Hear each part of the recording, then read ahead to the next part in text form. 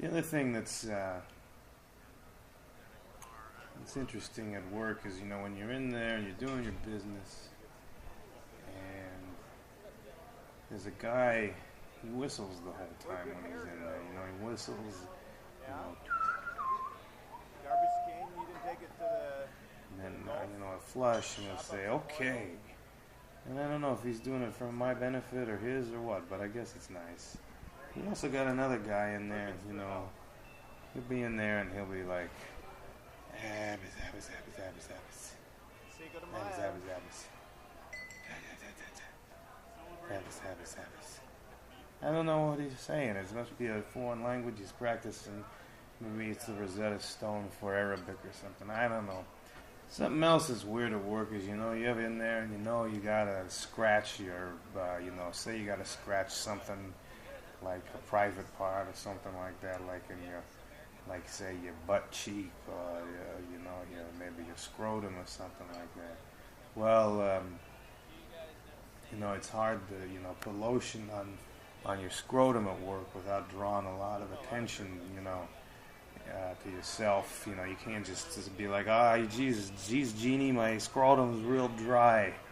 I got some nice, real nice medicated lotion here for it. I'm gonna just hold on. I'm this pants a little tight. I'm gonna have to undo my belt a little bit here. Don't mind this here while I do this, and that's real nice. Feels real good now. I don't have such a dry scrotum. Yeah. So then, something else weird about work, sometimes I'll go in there, go to the bathroom. Sometimes real nice in the morning, the toilet ain't even been used yet. It's like they got the lid up, and the water's blue, nobody's not even been in there, So it's nice. It's like a good sign, And then, sometimes there's days and you see like on the seats down and there's been not blue water. That means, somebody probably got in there and flushed it and used the whole thing up, and ruined it for the day. And one day I went in there and then this is like, different day from the day I saw the stain on that ridge. So there was like just a little piece of a turd on the lid of the seat, the one that comes down, that you can sit on. There was like a turd on that seat, and I thought, well, it sure looked like, sure could have been not a turd. It might have been like a Tootsie Roll somebody left behind, but I didn't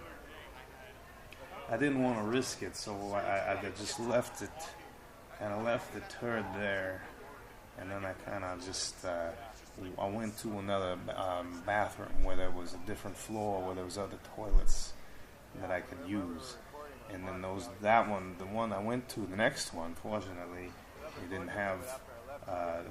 didn't even have, well, the water wasn't blue. Somebody got in there before me, but there wasn't the Tootsie Roll or Tory or whatever it was wasn't on this. So I went in there and finished. And then there was a different floor, so I didn't get to hear the whistling guy or the Habas guy. It was kind of nice. I had my own, kind of had things to my own thoughts for once.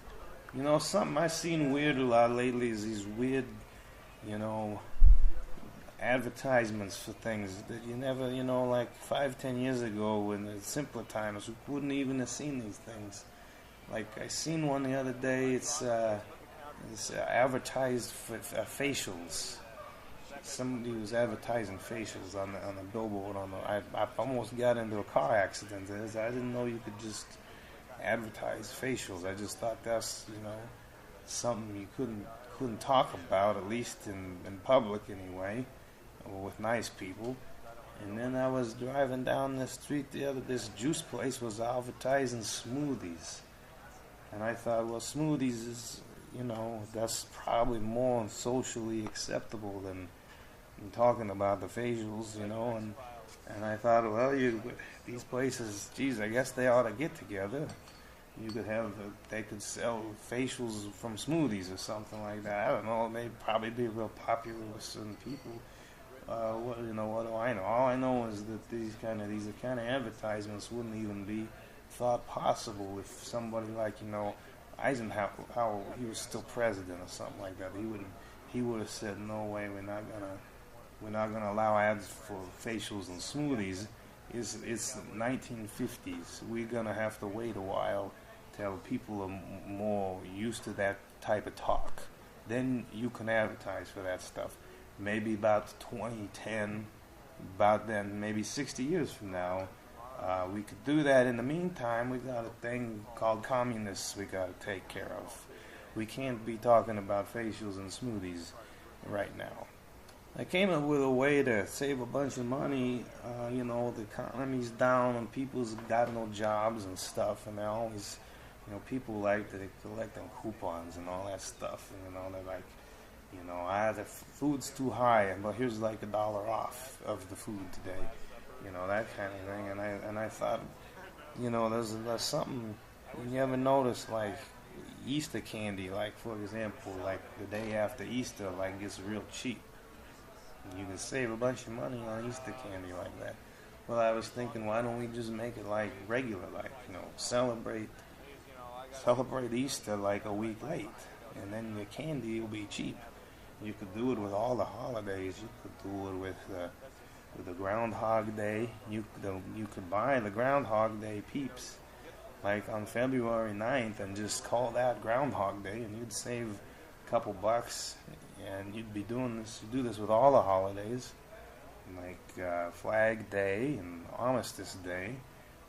There's at least a holiday, regular candy-based holiday coming up every week, it seems like.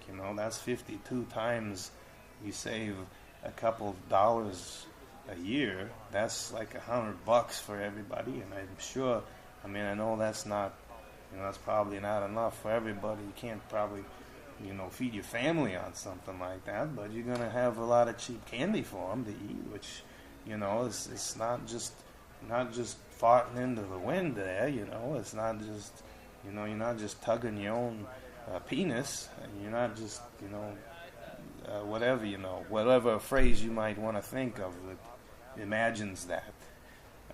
So I just think, if you want to save some money, we're going to start collecting this, like St. Patrick's Day candy, like late March, right? Whatever day that would be. So I'm thinking about superheroes too, I'm thinking a lot about superheroes. That's on my mind. I think maybe I missed my calling or something like that. Maybe I was in the wrong, karmic circle or something when I was born. I couldn't, maybe my parents didn't eat right or something when I was pregnant in their bodies. And I thought, Spider-Man, he's a guy. He's just a guy, but he's got a really cool thing. He's got this shooty webby thing, and he flies around, pew pew, and he's on the buildings and stuff. And he's got he's in New York. There's a lot of buildings there, and I'm thinking, what does Spider-Man do? What if Spider-Man had to go fight Dr. Octopus in a small town that didn't have a lot of buildings? Well, first of all, how would Spider-Man even get there? Because it's not like there's a building all the way from New York to a small town in Iowa. And maybe there is, maybe he could do that. I don't know. I just get a map out and figure that out. But I don't think, I haven't done that drive in a while. I don't think it's possible to get all the way from, say, New York City to the Cal, Iowa. I don't think it's possible to do that, shooting webs across the buildings.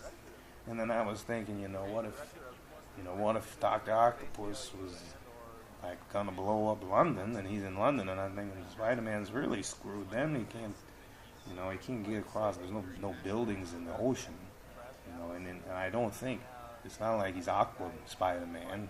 He's not floating on the water Spider-Man, and not breathing underwater Spider-Man, and not, I can live for weeks at sea without food and water Spider-Man. Now, I don't know what, I don't know how, maybe some of the guys that read, some of the guys that I know are real big comic book fans, and I know they probably know a lot about Spider-Man. I'm sure Spider-Man in some of the issues and episodes of the shows and the movies and stuff probably ended up in a small town or something was going on in a city that's not even on this, on this side of the world. And maybe they know how Spider-Man got over there, but I'm not. It's just something I've been thinking about for a while. It kind of bothers me at night, and I just stay up. I don't know how he gets over there. I spent some time at Popeyes. I like to eat their fried chicken, and I guess they one of the things I like there is you got the honey and the Cajun sparkles and the hot sauces and the butter. They put the butter out. Well, they used to put the butter out. Now I went there this last time, and then I went over there and I had my regular orders, chicken and stuff, and a biscuit. And I asked the lady, I said, "Where's the butter?" One of the nice things about coming here is you guys got some butter, real butter on these biscuits. And she said, well, we double butter the biscuits, and when we make them, we don't put butter out anymore because it's double buttered on the biscuit. And I thought, well, geez, excuse me for asking, maybe I'm the kind of guy, I guess I'm going to stop bringing my own butter because I like to, I want triple butter my biscuits or something like that. Who's to tell the guy you can't have quadruple butter biscuit or something like that? You could cut it open and put some in the middle and the inside and put some extra on the outside. And I thought, who's the customer here? Who's right? And I just thought it's just, maybe I'm not going to come back here anymore, or maybe I'll bring my own butter this next time. Yeah, so I just flew in here. I flew in from Saturn, my arms, they get tired flying around in space. Something else you got, most people don't think about in space is, maybe you would if you thought about it more. Like, if you'd been up there, you'd know because you think about it because it'd been part of one of the somethings you did. It's real dry up in outer space, and everything's real, you just can't get enough moisture, go through a lot of lotion in space, and I suppose that's why I have such a moist scrotum, I'm constantly touching the lotion into my scrotum, and otherwise you get dandruff on the scrotum, and that's real embarrassing in outer space to have dandruff on your scrotum, because then the dandruff, there's no gravity, the dandruff is flying around all over the place, and you're trying to eat your spaceman ice cream, or or your Tang drink, or your protein tube, you squeeze a little tube of protein on your spaceman ice cream, and you're looking around, and there's dandruff floating around, and it must have been scrotum dandruff, because it just wasn't coming from nowhere else. This grill makes the whole meal kind of taste funny, just thinking about it, even if you don't get any dandruff onto the protein tube paste or the spaceman's ice cream. You don't even have to eat it, and you're thinking about it, and you're thinking, man, this ice cream tastes different today. I don't know what it is. Do you notice this? I'm thinking about this Spider-Man thing. Sometimes I think about other things like Werewolf Man. You ever think about what the Werewolf Man does when he's on the moon? I mean, is he always a werewolf when he's on the moon, or can he go? Only when it's sunny. Like, can he go to the dark side of the moon and not be a werewolf man? Or what happens if he's on another planet or something, like on Jupiter, and there's like 10 moons on this, and then he's like werewolf like a lot of the time, and not just like once in a while time. He's like a lot of time werewolf.